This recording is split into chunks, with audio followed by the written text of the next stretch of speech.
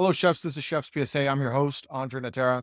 We want to welcome today's guest back, Junior Borges, good friend of mine. He's in the process of opening up a restaurant, Nic Juniors in Chicago. He's been nominated for Outstanding Chef by the James Beard Foundation, as well as numerous other awards. In this conversation, we're going to start out talking about the restaurant that he's opening and the process, and then we're going to get into food trends and a lot of food talk. I think you'll enjoy this one. Stay tuned.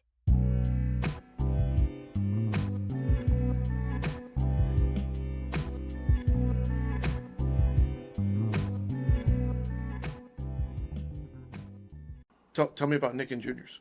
Yeah, man. we're looking to open in May Yeah. in Chicago. It's in the River North area, which is a really premier location. It's right between, right next to the Wrigley Building, right by the Chicago River, right in front of it, actually. It's a second gen space. It's a second gen space, so we took over. We are doing basically a facelift, right? Like some renovations in the space, and the kitchen was in pretty good condition. Doing some revisions there, but yeah, we're kind of in schedule to open in May.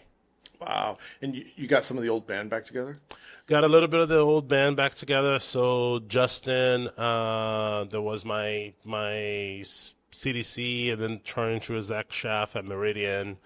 That him and I have been working together for 7-8 years. Yeah. So he moved. He packed his whole family and moved to Chicago to Loyalty. to be a part. Hey, shout out to Justin. I really appreciate him so much, and I think it's awesome to work. Right, the whole thing is working with people that you love and you respect and you kind of connect with, and I think so I think it's great, right? Like Nic and I. Right, People that are listening, Nic Juniors is your partner. So Nic Juniors, right? I think maybe I can't remember if we talked about this on the first one the last time we talked, but Nic Juniors and I are partners, and we are doing this restaurant together. Yeah. Hence the name is Nic Juniors. So Nic kind of has his restaurants here in Austin, right? Juniper and Murray's Tavern and Uncle Nicky's and some other kind of things in the that he has his hands on, which now I'm part of some of these restaurants and it's exciting. But Nic Juniors is really my first real restaurant as a owner. Yeah. So And by the way, I was at Juniper. I mean, last time I went to Juniper, I ate, and you were there, and fuck, it was really good. Like Thanks, for people that are listening, if you're in Austin, you haven't been to Juniper, it's really, really good. Yeah, so the restaurant is crazy, right? I mean, the restaurant's turning 10 years old this year, and it's kind of a little bit of this Austin institution, so to speak. Yeah. And I think it has this timeless design, which is interesting because you walked in there, you feel like, somebody just designed this last year, but it's a design that was 10 years old, and in East Austin, which was a desert town of 10 years ago, you Right. know. So it's kind of so it's really an amazing bold move that has paid off, and the restaurant lives on, and we are having some great things in the works to do some renovations and some kind of things in the next couple of months to sort of revamp some of the space, introduce a little lounge area and some aperitivo kind of area and have some really good people in the team. Yeah.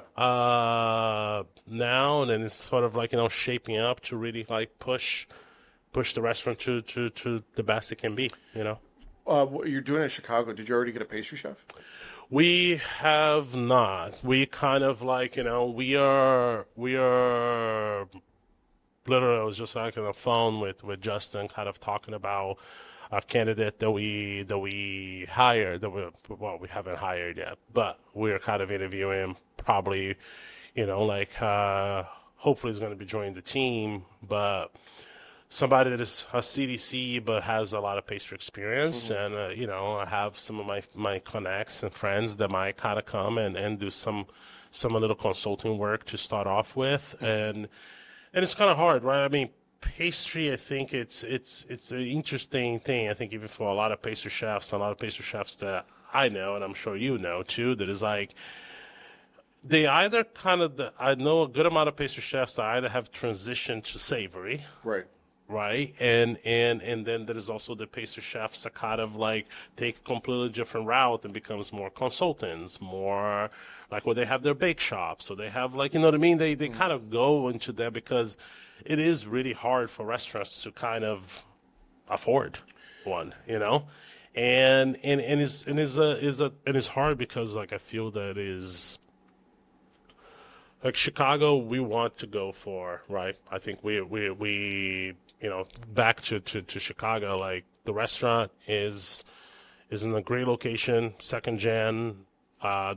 Is the food is going to be kind of this sort of evolution of what I did a little bit at Meridian, but have a little more of this Italian kind of like sensibility to it, but some of the Brazilian things. But most of all, it's really like a place about hospitality, about the full experience, rather than just being like, this is the chef tasting menu, like eat what I'm serving you, and like like I think it's less about that. It's more about kind of a restaurant that encompasses all of it. How many courses are you gonna like? How's the menu format gonna be?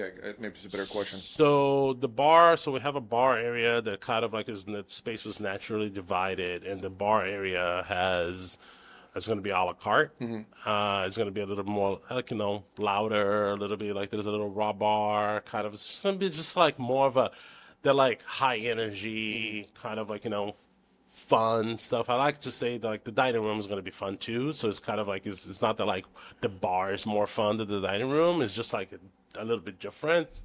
But the bar area is going to be a la carte, and then the dining room is going to be the tasting menu kind of format, a little bit more like kind of pre-feed, like a set menu. Okay. And how many courses are you gonna do? About 6 courses. Which I think is the sweet spot. I've been thinking about this a lot. How 11 Madison, I think last time I checked, they were doing 5 courses. Is what they do, and then they offer a different tasting menu. I think they have 2 different tiers. But I don't know if you need to do like. You remember back in the days, like restaurants were like 40 courses, 30 courses, 25 courses, and you don't remember half of it. Yes. I don't think it needs to be that much. And I know I've said this before, but I don't think I've ever been to a restaurant and be like, that was only 8 courses. It would have been better if it was 12. Like that. I mean, I don't remember the last 4 anyway. Yes. And also I think like a lot of it too is even about, we don't want, also I think like for me it's very conducive too of the timing of the dining, right? Like, I mean, you don't want to like, I think you're going to a restaurant like that or a dining experience like that, like you're going for the experience, right? So you know that maybe you're there for the night or whatever the case might be, but I've been to restaurants where like, I mean, reservation was, I remember this restaurant that we went, the reservation was at 6 p.m. and we left at 10 p.m. And I'm like, it was 7 courses. Like, why? You told me another one. Was it? And you don't have to say the restaurant, but you told me another one where you got out really, really late. Was that you that told me that? Yes, it was kind of like it was this other place. Like, yeah, the same thing. Like, the reservation was at 8 p.m. and we left at 1 in the morning. Like, yeah. It's like I don't want to be in the restaurant for 5 hours. Like, I don't want to be in the restaurant for like for 4.5 hours. Like, I think it's different when like, right, like it's a different sort of integrated experience, but it's like I think it's really, so we're really kind of paying attention to that. I think we want you to come and have a real nice experience, and the dining room is going to be really cool. There's going to be like some set of snacks that arrive, and then it's going to be like four more courses, 4 savory courses, then like a little bread kind of thing is going to be added in there, and then basically the little dessert kind of like little bites. The And bread program you had has always been good, so I'm excited for you. yeah. Yeah. And then we have, like, I think the dining room is fun. Like, we have, I was gonna have a little martini cart, martini Negroni, kind of like, like cart thing, Yeah. like, and You gonna bring like a cheese gyrodon too? huh? You gonna do like a cheese gyrodon? Not yet, maybe. Who Yeah. knows? Who I knows? love that. Yeah. Yeah.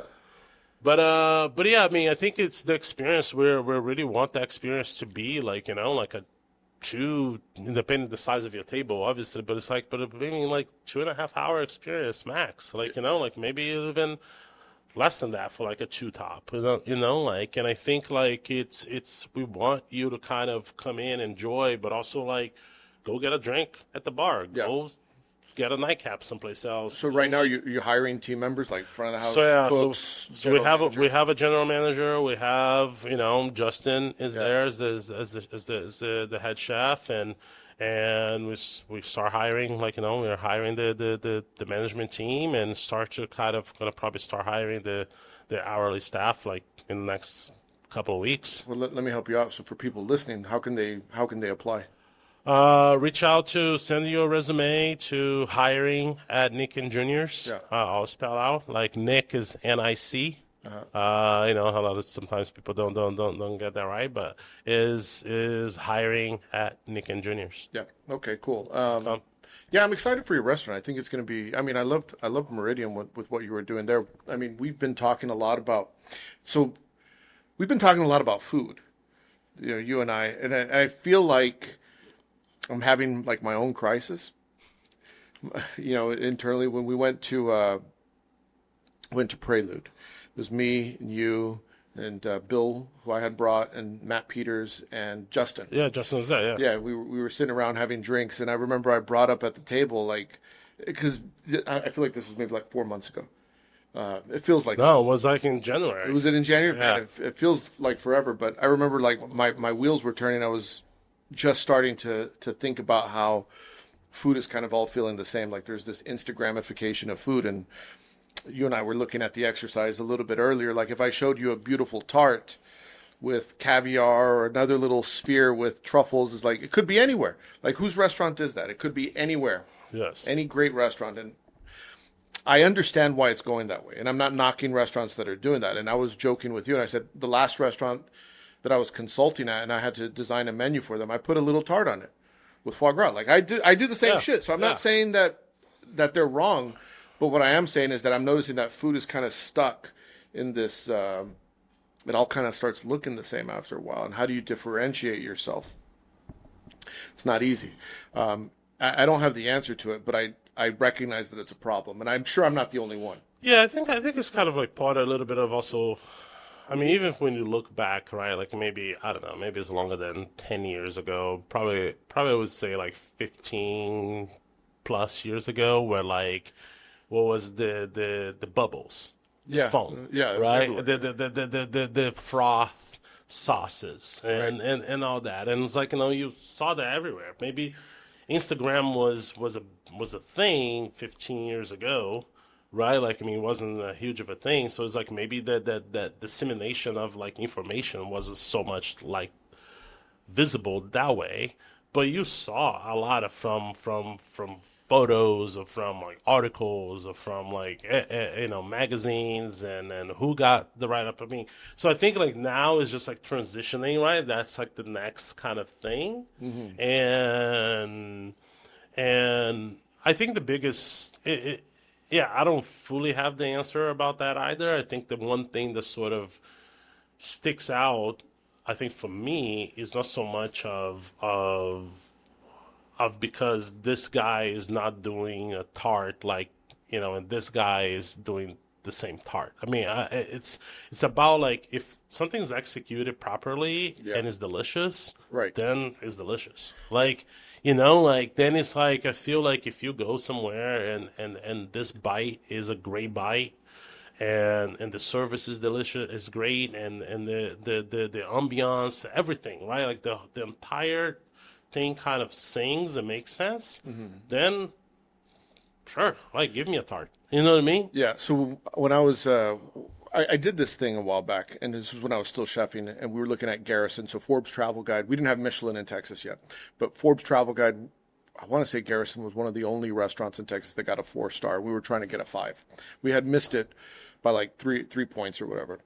So I created a spreadsheet, really detailed. And if I had AI then, it probably would have been better. But it was like, what do all the 5-star restaurants have? And I included 3 Michelin, because most 5-star also have 2 or 3 Michelin stars, right? So it's like, what does every 1-star Michelin have in common? What does every 2-star? What does every 3-star have in common? And I started to say, okay, all the 3 stars had a tasting menu. They all had, a supplement on their menu or caviar. Like, I started to notice, like, what are the commonality? What kind of china do they use? What's their reservation system like? And I broke it all down. And I had this spreadsheet, and then I went back with my team and I said, okay, we checked these boxes, we're missing these, we need to check these boxes, so we need to add this, or we need to add that, or we need to upgrade our wine glasses. I'll be curious if that sheet is still pretty updated to this day. It probably is, because I mean, it's probably only like 5 years old. Yeah. Right. So it's probably still relatively accurate. Then I could probably improve it now. Yeah. But the reason I'm bringing that up is because I think back to me back then, I was doing it for the game, the gamification of it. I was playing the game. I don't know if I was doing it because like I was so passionate about that. I was doing it more of like, I want to win. Yes. Right. You know what I mean? Like, I want this. And so this is how I win. And this is how other people are winning. So I'm going to do more of that. And I've been eating out at a lot of restaurants lately. So I'll share this with you. I ate at this restaurant the other day, and everything was heavy bitter, heavy acid, and it didn't taste good. And it was creative, and the food was like, I mean, when I say creative, like with air quotes, but it was like, it was interesting. It's like stuff that I would have never thought to pair those flavors together, probably for a reason. And it just, but would you? I guess it wasn't good. Yeah, that's what I'm saying. Like, I think like if it wasn't bitter, like, I think that sometimes, would you go back? No. Well, I'd go back to support them because they're, I don't want to say who, but I like them, but it wasn't like my best restaurant experience I've had. You know what I mean? Like, I think it's kind of, I feel we all know, right? I think like in terms of the creativity, I think that is like, people say like there is nothing new under the yep. Nobody's reinventing the wheel. I think the people that have somewhat reinvented the wheel and been like, we all know who they are. We all know who short list. There's a short list of the people that kind of have, essentially added and quote unquote change some of the dining scene and kind of, but they live in their own world, right? They kind of belong in this category. Yeah. And I think like a lot of the restaurants, and I think like when it comes to, and don't get me wrong, I think there's a level of creativity, but it's it needs to come in tangent with the level of execution, right? Which then it needs to come in tangent with the level of hospitality and the willingness to make guests happy. And then with that comes the part of the making money, right? Which sometimes is not really talked much about it, because I think like we all kind of talk about, this is what the chef wants to serve, this is his vision, this is blah blah blah, all this, but it's like, okay, what about the guests? Right? Is your restaurant busy? Are you able to kind of sustain it? Like at the end of the day, this is not like don't go to work to just have fun. Like, you know what I mean? Like, I don't go to work to just like play. Yeah. Like, and it's like, I think that is like this level of like, I think that is the balance of it all. And I think when it comes to food, it is important. I think like, I try to kind of, I think like now, I think maybe even, right, being older and have seen things and have worked for worked and being around like amazing chefs and great people, you start to kind of like be assertive of like, okay, this is my style, right? This is who I am. This is what I like to cook. This is what I like to eat. This is what kind of places that like impress me or does impress me. And at the end of the day, what makes me happy as a guest, right? And then what makes me happy as a chef. Mm-hmm. And I think like, combining that, I feel like I wanted to make food that represents me of course, right? Like, no, I think it represents the style that I believe, the things that I believe. But at the same time, it's important for me to kind of give you food that tastes good. Well, I could think of something that you made. You've made. I've had a lot of your food, but I could think of certain things that I remember. Like I could, not no offense, but I probably forgot like 80% of the things you served me. But I remember most people. The cheese on the stick. Yeah. Amazing. The hot sauce that you gave me that was in a bottle. Yeah. Amazing. The last time that you made this, the pasta, the fior di carciofi with the truffles on top. Amazing. And it's like, they weren't the most complicated dishes. No. But they were the most memorable. Like that hot sauce that you made, the Brazilian hot sauce that you gave me a bottle years ago. Yeah. Like it's still like, I remember it was so good. And I think a lot of times as chefs, we forget one of the most important things is like, is it good? Yes. Like, does it taste good? It doesn't taste good. Exactly. And it's like, and I think like I think I felt like was one, it's funny, I think the first time that I think it was probably I think the first time that I ever like really cooked, like there wasn't an event that I really like, that Thomas Keller sat down in my dining room and just order food. And I think like, you know, he is, right, I mean, arguably the best American chef. I think anyone, he's the man. he's the GOAT. You know? Yeah. And it's like, so, but he, at the same time, he just wants things that are that just taste good and is properly cooked. Right. Right? So it's like, Not looking for someone to try and impress him. no. Yeah.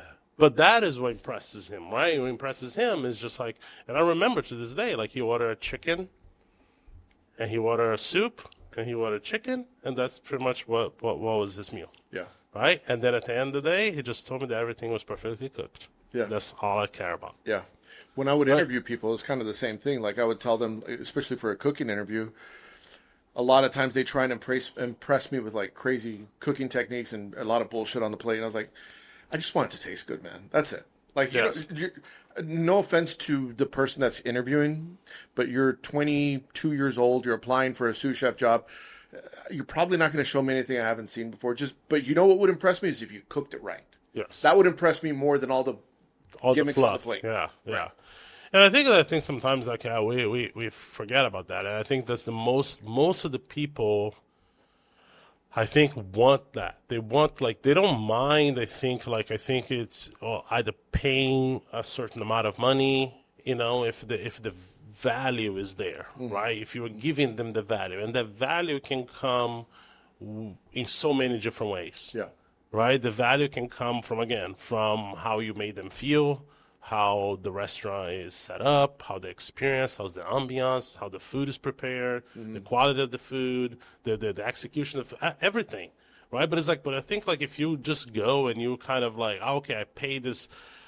I can tell you like years ago, we went to a meal and it was a three Michelin at the time. I won't say the name. It was a three Michelin star restaurant, and there was this dish that was like, it's kind of like this piece of fish that it came glazed with something, and it had this like unripe peach next to it that you're supposed to sort of unripe. Yeah, they're supposed to kind of like squeeze the bitter peach juice. Sounds terrible. Squeeze this peach juice onto the fish. Yeah. And then I'm like, why?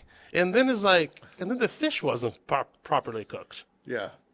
So it's like, this is somebody is like in sometimes, I guess, right, in the chef's head. Yeah. Right? Because they think like, man, this is going to be so unique, so different, so out there, so special, and nobody's doing that. And then it's like, and then you have in your head, but then it's not good. Yeah. Right? You know, like, I wish you just gave me a piece of fish with brown butter sauce on it. It would be fucking delicious. When was the last time you ate something, not your own food, but if you could give credit to someone, when was the last amazing dish or meal that you had? Well, I mean, it's not because we're actually doing a dinner. We're actually doing a dinner, a collab dinner, Oreo. Two Michelin star. Yeah, 2 Michelin star in Chicago, and I had 2 meals there at this point, and I want to say that it was an amazing experience. Yeah. I think it was kind of like, it's really from, and it's funny because talking to Noah, the chef, and I think like, he's amazing chef, amazing person. Like, I mean, we kind of connected very quickly, and I think it was interesting. I kind of told him like, man, like, yeah, the food looks so good, and this was even before I ate there. And he kind of said like, yeah, I mean, same philosophy I think I have. We'll just try to kind of, get some really nice ingredients and cook them, like, just make food that tastes good. Yeah. And use things that sort of goes well together, like, and I think like, but it sounds so much simplified that way. It sounds like, okay, what is that wow factor, or what's the special thing? I think sometimes like media and people like kind of have, even like regular guests, I think it's like, oh, what's the wow factor? I mean, well, the wow factor is that this is perfectly cooked. The wow factor We're is constantly this chasing is like, the new. yeah. And I think like, I think that it was an amazing dish. It was like, there was so many courses in that meal that was like very well executed, delicious. I think it was back in November. I think it was this course, and I may not kind of like remember all the components, but it was this black cod dish that had a matsutake kind of like, broth to it. It had like so much umami and body, but it's still like light and balanced, and the fish was perfectly cooked, and it was like delicious. It was like, oh my God, like you took a bite and you're like, this is so good. Yeah. Right? This makes me happy. Like, and I think that was some of the best dishes I had, like, like in the recent, like, like couple of months. But when you look at it, it's so simple, right? Like but there's so much technique that goes into that. There's so much needs to make and pack so much flavor in there. So let me ask you this. First of all, I'll say that my recent memory is a mix. I remember two things. I remember bad meals and I remember good meals, but there's a lot of that I don't remember in between. Like I remember like, oh, that was really good. And unfortunately I remember, oh, that was really bad.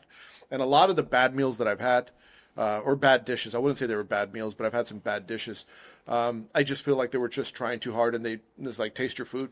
Like you would know that that's way too bitter. That's way too, like that is just too fermented. Right, the whole dish tastes like ferment. I don't want to taste that. But what I was going to ask you, because you touched on creativity and you touched on technique, what impresses you more, high level technique or creativity? I think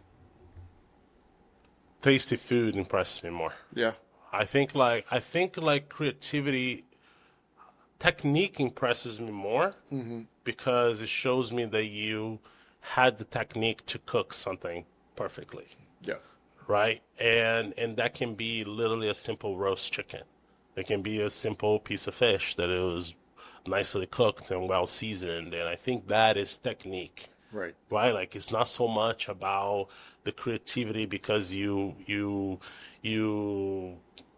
took this vinegar and you reduced it and you did this and you clarify and you put something else in it and you kind of like ferment something else and you put, like, you know what I mean? You like spent 3 days making something taste like shit. and you kind of like took, exactly, yes. And you took like, this thing and you kind of like, now you add something to it and you kind of like caramelize, and now you're making like a caramel of something that shouldn't be a caramel in the first place. Right. And what's wrong with just a caramel? You know what I mean? Like, and I think so I don't know. Maybe that's just a little bit of my old school in me.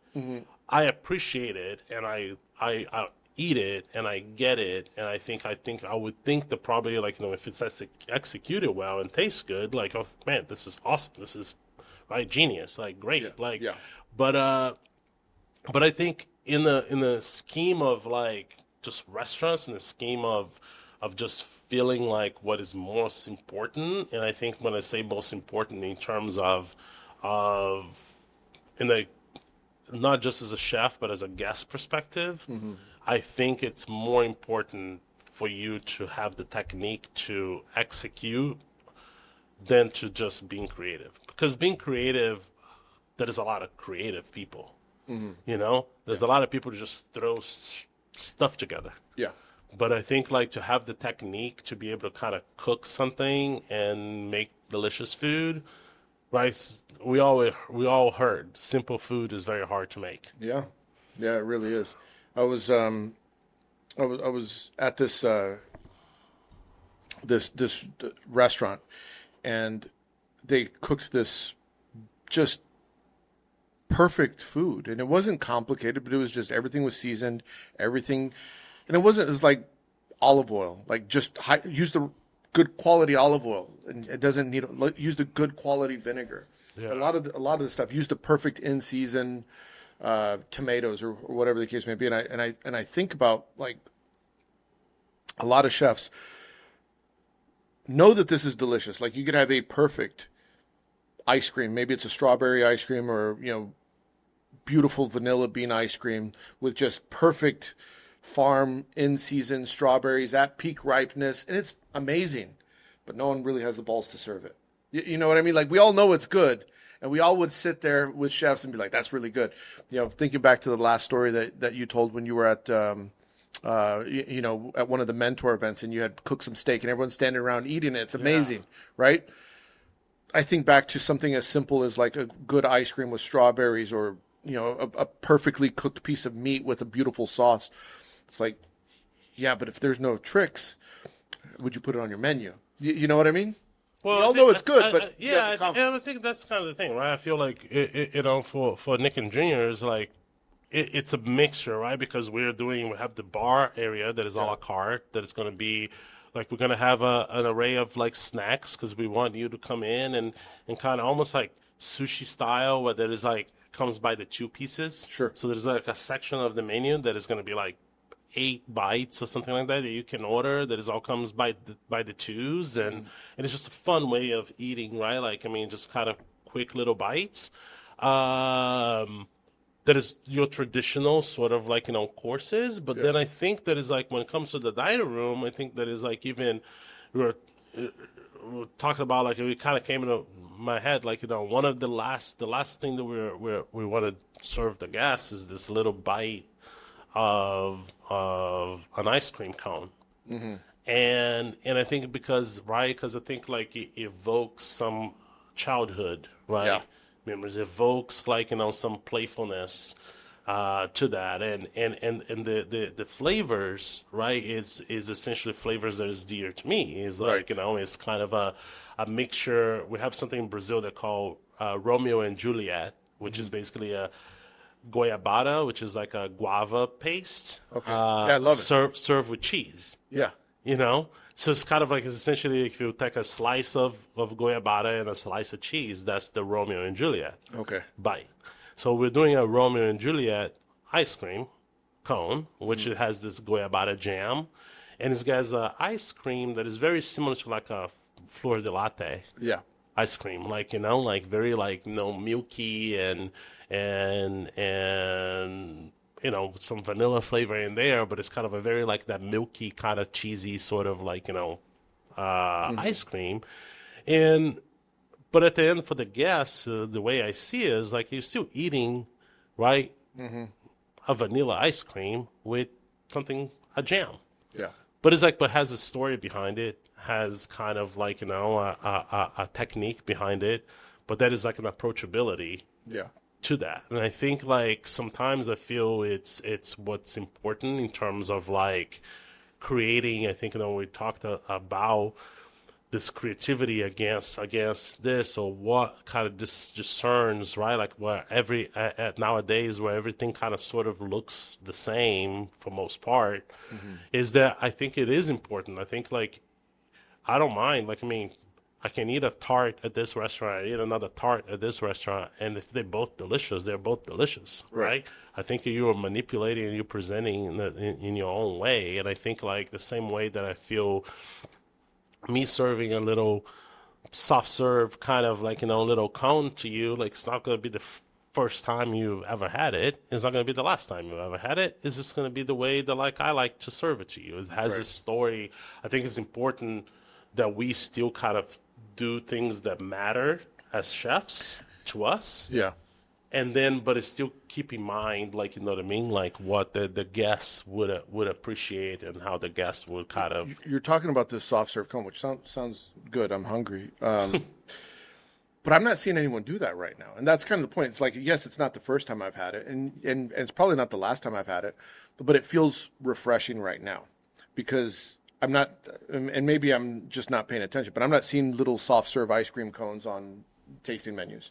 Yeah. And I feel like, and this is kind of the point that I'm trying to make, is I understand that it's really hard. Make sure you cut that so this way people don't take the idea. It's really hard to be original because everything's been done. So you're either looking backward or you're looking at what's current, but everything's been done realistically. So I get that part, but everything feels the same. But that doesn't feel the same right now. Like to me, I would be like, fuck, that's cool. Like I haven't seen an ice cream cone in a while. Like with ice cream. Yeah, you know what I mean? Like I've seen an ice cream cone with everything else but ice cream. You see a cone with fish. Yeah, right. Yeah. Like how do we go back to serving ice cream and ice cream cones? Like that would feel new. I know, like, I know. Right? It's true. No, yeah, and I think like I feel like that is a thing sometimes, right? I mean, we're looking. I think that is the level of originality. The level of originality comes from your own experiences. Mm-hmm. And I think if you really pay attention, I think to how the guests would interact, rather than so much how you think that you have to serve this way because that's what everybody, to your point, right, to the Forbes thing. Like, you're doing it because you're playing the game. Right. Because you are kind of like, you need to, these are the things that you have to sort of cross off. Right. And I think like and don't get me wrong, we all kind of in some ways kind of do that and pay attention to that and look at that and try to kind of emulate and try to kind of like, cross off the list. Like, are we doing these things, But I think it's important to also make sure that you are kind of like leave some room for to use these experiences, to use the things that kind of like, like I think like it makes you smile. Yeah. It makes you kind of like, and I think like that's how we'll see. I mean, that's kind of how we're in our mind. Like, I think like you will make people kind of like, cool, here's a little mini ice cream cone. Like, that's cute. Yeah. Like, Yeah, and I want food to be delicious. I want it to be technical. I want to enjoy my time with great hospitality. I don't want them to be over intrusive. And I feel like, because I go to a lot of restaurants, I feel like somehow it just feels chaotic and similar across the country. Same experience I'm getting in LA is the same one I'm getting in across everywhere. But when I find something new, it's like it really grabs my attention because it feels different. But with all that being said, and for anyone that's listening saying, oh, I'm thinking I have all the ideas and we got to stay in business, that's the other part is I get it. Like, I understand that you are taking a risk if you serve strawberries and vanilla ice cream because people might say, okay, they lost it. They're not, they don't get it anymore because there is a gamification of it and everyone's playing the game. But you can still serve the ice cream, strawberries and ice cream, and still be delicious, right? And it still be kind of something that, at the end of the day, it is just, again, executed well. Mm-hmm. It relates to people. It feels people makes, and again, I think that is the thin line that just about the food. It's about how the place makes you feel. Because then if that guest knows that, man, I love the ice cream and strawberries, and I know that I can always come back there and have that, Yeah. that might also be a win. I'm doing a dinner in Austin. I should probably know the date. I think it's May 16th. So if anyone's listening, I'll put it on the thing. It'll be correct. But with Sarah Hurd from Foreign and Domestic, so we used to work together. So it's like the chefs that raised us dinner. Got it. So it's not too many courses. I think it's about four courses or so. And I'm taking a risk. I haven't put my menu together, but I know in my head, because this has been keeping me up for months, I'm not going to cook what people expect me to cook. It might fucking flop, by the way. I'm sure you will. If Sarah's listening, she's gonna be like, "No, fuck, don't do nothing stupid." Yeah. But I'm thinking, like, when was the last time you just saw like beautiful artichokes on a plate, and that's it, like, just perfectly cooked, like a perfectly cooked artichokes, or when was the last time you just had, like, I think Echibari does a really good job, like, Yes. very, very, very simple, like some shrimp on a plate. I'm going to do my best interpretation. You also kind of, like, I think sometimes people look at that. I think like the one thing with that is that they also get the product. Yes. The product speaks for itself. Right. So I think it kind of like, it's that sort of thin line. And it's funny because I have a friend that ate there, and he said it was amazing. Yeah. But it was really like, you could tell that is, I mean, it's a whole experience, right? Like, it's a whole excursion. Like, you have to Yes. go, like, travel to go to this place. So all that And already he's cooking everything already himself. adds Right. to the experience. At that point, like, it's not about. Yeah, I think it looks amazing. It looks so simple. It looks so, like, pristine. Yes. But I see your point. I think that is, you don't see that very much. No, I'm going to try and make something that it's either going to be like, fuck, Chef Andre is a genius, he's back, or what the fuck was he thinking? Why would you just give me strawberries and vanilla ice cream? It's going to be one or the other. I don't know. Well, it's funny because that is one of the things that we want to kind of, like, do at the restaurant too. And again, it's funny, right? Because I think it's funny that you think like that. And I think it also comes from a mindset of someone that has been in the business for a long time. Yeah. That have seen it, have done it, have kind of, like, and now, like, you want to cook things that you want to eat. Right. Right? And you want to eat a beautiful thing of artichokes. That will make you happy. Yeah.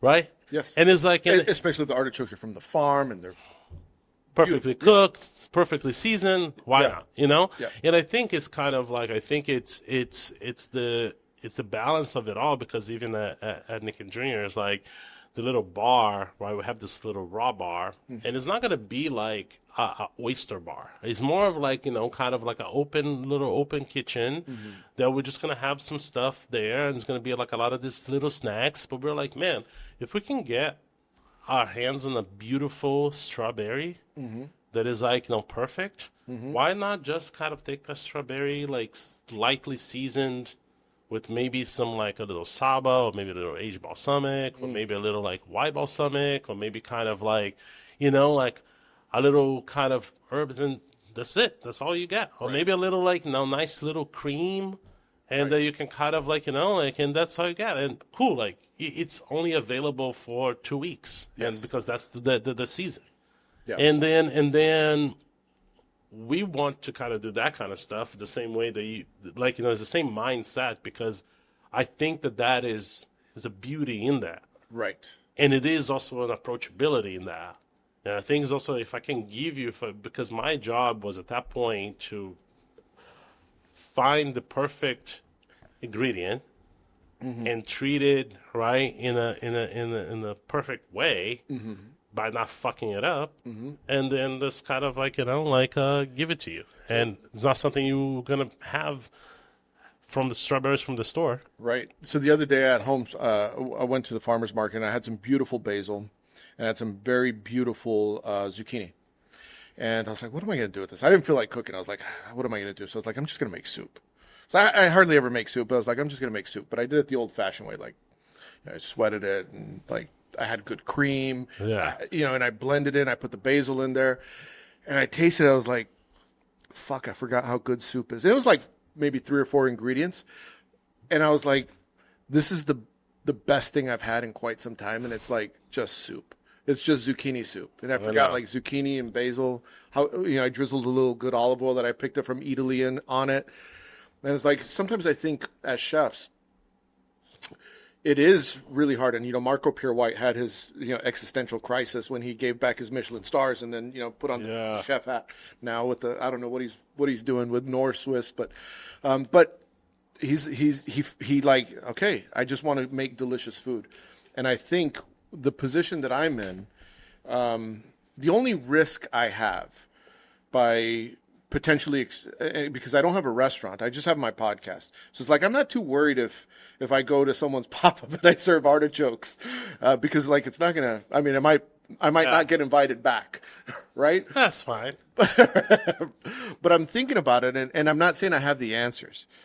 I don't have the answers, but I am saying that I recognize that I want to do something different, and it's different for me because I'm not chasing whatever I make. I probably won't post on Instagram. Yeah, I'm not going to get an award for it because I'm not I'm just cooking because I want to cook.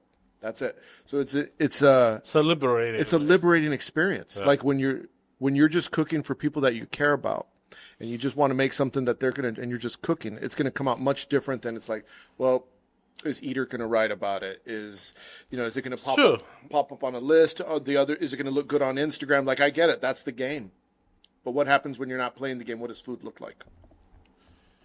Yeah, and I think I'm still at the game, right? You're in the game, right? I'm in the game. Don't take my advice. Really, I'm allowed to open restaurants. It's like I am in the game, but it's like, but I think it's still. I think it comes from, at the end of the day, I think it still comes from this mindset of being assertive, and being like knowing who you are, knowing what you like, and also understand what the guests kind of like. I think sometimes people build restaurants thinking that like, no, this people need to come here and needs to think that is like, this is the best thing I've ever had, and this is like and that's it. And I'm like, it doesn't have to be that.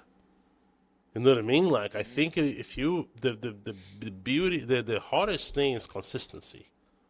I think like if you I think we maybe have talked about this, like places like Hillstone, right? Yeah. It's like that is.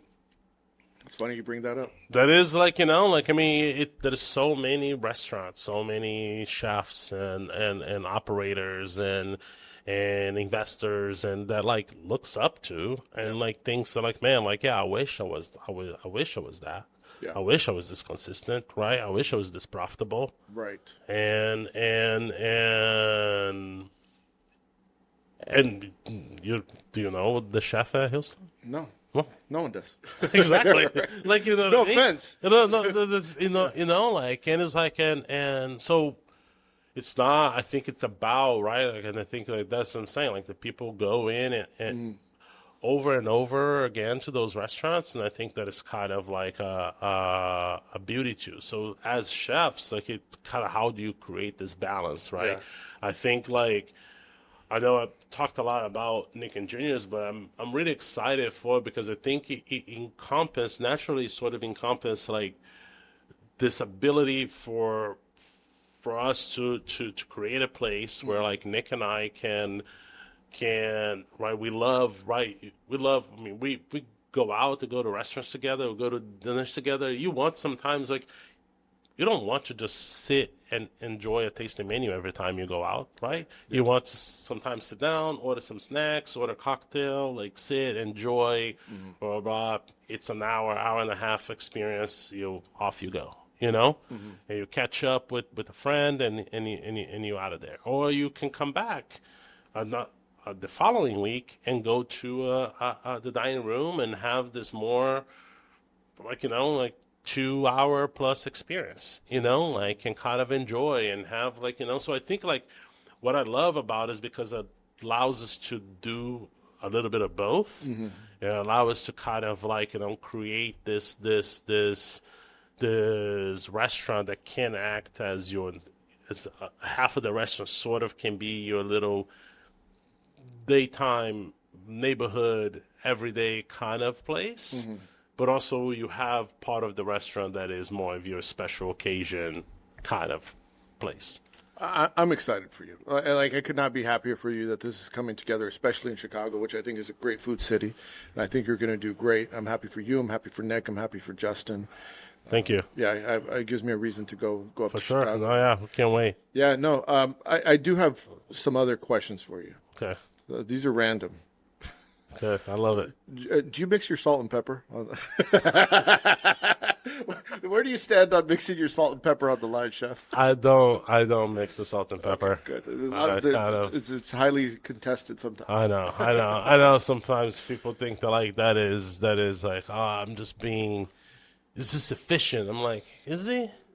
I don't know. Like, I mean, it just, I don't know. I just, my brain, I have not been trained that way. I have not kind of like, worked in places that done that. I've been in places that have done that. Right. I've worked with people that try to do that, and I have told them that's not the way to do it. Do you, what salt do you use? You use Diamond Crystal? Crystal. Diamond Crystal only? Only salt allowed in the kitchen. What about pepper? Do you pepper mill? Do you pre-grind? I think it depends. I feel like if you were, I would think we pepper mill, finishing anything, season pepper mill as much as possible. Yeah. Depending on the kind of situation, right? Like, I mean, if you were in the station that you might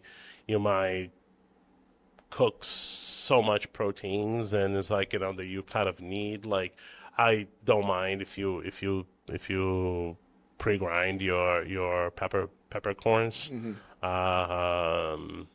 You did something once where you confit the peppercorns, which I thought was cool. Yeah, well, that was kind of like something we kind of do for like some steaks and some like like pork and things like that. Where like we took all the peppercorns and slow cooked them, and then kind of crushed them, so it kind of has this like really aromatic. That was really good. When you set up your finishing station, do you have lemons or do you have vinegar? Or you have good olive oil? Like what's your setup? Your go-to setup on your station when you're finishing food at the pass? Good olive oil. What do you use? Do you have a specific brand? Not a specific brand. I think it depends. Or like I think like I like the Olio Verde. A lot. I like some the Arbequina olive oil. Some of the Pink Twal. So it's like I think I like depends, right? I think I like the grassy stuff. I like the agrumato stuff. And so it depends what kind of like the dish. I think like normally there's at least like 2 different kinds of olive oil. Yeah. And lemon. Fresh lemon? I think fresh lemon. Yeah. Some lemon cheeks, or some like like I mean, and every station pretty much in my kitchens have like maybe a fresh squeezed lemon juice kind of like like around. So you have someone like a Comey pre-squeeze it or something? Yeah, or the bar yeah. team, like like kind of does all the citrus for the restaurant for the day. Yeah. Do you use finishing vinegars or no? Sometimes not as much. It kind of depends. I think there is some finishing vinegars that a little more fruitier vinegars that I like to use. There's kind of this apple vinegar that is almost kind of like an apple balsamic that is kind of like is delicious. What about finishing salt? Floricel and Maldon. Yeah, I think those. I like Maldon a lot. I think like probably the one that like I use the most. But I would say probably Maldon. Where do you stand? Where do you stand today in 2025? Not what we were doing before, but 2025. Where do you stand on microgreens and flowers and herbs? Let me say, I don't like microgreens. I like petite greens. Like, okay, what do you mean? I mean, like, so a little bit bigger. A little bit bigger. I mean, I like kind of like, I do think that it doesn't necessarily, I think it's funny because I think just the same way that we were talking about the simplicity in food. Yeah.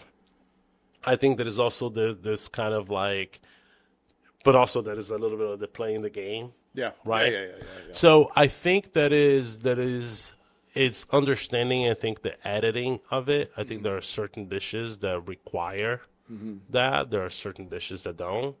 I think there are certain things that kind of like it adds to the playing the game because that's kind of like or maybe aesthetically, what maybe like it should look like, or but also adds that herbaceousness to certain dish. And I think the petite kind of green, it's more of because there's just the smaller, right? It's just kind of like I think the not the full grown, not like like what kind of maybe something is too large and things like that. Which sometimes the very large herb or garnish or stuff applies to something else. It's not that is the problem either. I mean, it's great. So I think like I just don't necessarily. I think that microgreens I think is just not necessarily like you don't get much of the flavor. No. And I think then why put it? The big intensity mix in a clamshell. Yeah. I remember one, back in the day when we were all like a handful of intensity mix and everything. I remember I had a chef call me. I was like, it doesn't need to look like a damn Christmas tree. Like, all right, chef. Fair enough. And I think that's like the thing. I feel like that's why maybe I don't love it so much because I think the petite stuff allows me to kind of just garnish certain things, where it belongs. But also where it belongs and also what adds to the dish. Yeah. Because if it's not adding to the dish, then don't put it on. What's an underrated ingredient that you'd like to sneak in? Underrated ingredient. Like ingredient or flavor? One ingredient that I feel like I've been cooking that I think like is something that is a little unique, but again, it speaks to me and my style is kind of like, is this ingredient called tucupi, which is a fermented yucca manioc Okay. and is very indigenous to Brazil. It's kind of something where cassava, like manioc, right? Like it's probably the most important ingredient in Brazilian kind of like native cooking and from slavery and the native Brazilians to slavery to African to all that. And so there was a full utilization of the product of the actual root. So one of the utilizations of it is kind of fermenting it, and then you kind of make soups out of it, and that is kind of all these dishes that comes from either the fermented flour that you can make cakes and all these things. But this juice is something that is unique because I'm not the kind of chef that like does too much fermentation, too much kind of like, that kind of sourness. But I think like balance with certain things, I think it adds, like if you're using to like in the broth or you're using like along with a lot of aromatics or other things, or using as a butter sauce, or using for like like some kind of it adds some kind of complexity to it that I think is a little bit different. So we like to play with it. So I think that would be like one kind of interesting ingredient that like we have sort of like hide it in certain things. Last question. What's one thing that when you see a cook do it in the kitchen that you have to stop? Don't do that. What's that one thing that makes you stop and immediately correct them? I feel like that's kind of more than one thing. I know. But, I'm sure. But what's the one thing that you could remember in recent memory that like really like, oh yeah, don't do that. Don't do that here. We don't do that. I think the whole, I'm trying to think. I feel like there was something kind of like that I had to stop a cook from doing. And it wasn't necessarily, it was just like, it was just not the standard, right? I think it's kind of was how messy this station was. Yes. And I think it was kind of like that sort of disorganization of like, okay, now there is towels everywhere. Right. And you're trying to kind of like cut something, or you try to kind of bring like a product, and it's not inside of a container. It's not something, you just Carrying it in your apron. you just yeah, exactly. Like, and you kind of like, like, okay, no, you can't do that. Like, you have to bring a container. yeah, just stop what you're doing, re-clean this whole thing, organize yourself. Yeah. Towels go here, this go there. Yeah. And then now you can work. Now you can reset. Now you can start working. All right, Chef, where can people find you? People find me. I'll be at Juniper, and then in Chicago. But definitely you can find me Nic Juniors in May. In May. And on Instagram, they want to follow you? Instagram, Chef Junior Borges. Awesome. Thank you, Chef. It's always fun to have you here. Thanks, man. Yeah. Yeah, I appreciate it. Yeah, awesome. Yeah. Well, I hope you enjoyed the show. You know what to do. Make sure you leave 5 stars wherever you're listening. If you're on YouTube, hit the like and subscribe button. If you want to read some of the books that I've written, including Bad Cooks Everywhere, go to chefspsa.com. You can get them. They're available as ebooks, audio, and paperback, as well as Spanish and Italian. If you want some nice Chef's PSA merch, go to the Chef's PSA store. And if you want early access to episodes, you can become a premium subscriber on Substack and Spotify. We'll see you next week. Hit the porno music. Yo, it's Andre in the kitchen, mixing, dropping chef knowledge, no fiction, stirring up the beats, heating up the session. Listen close, class is in session.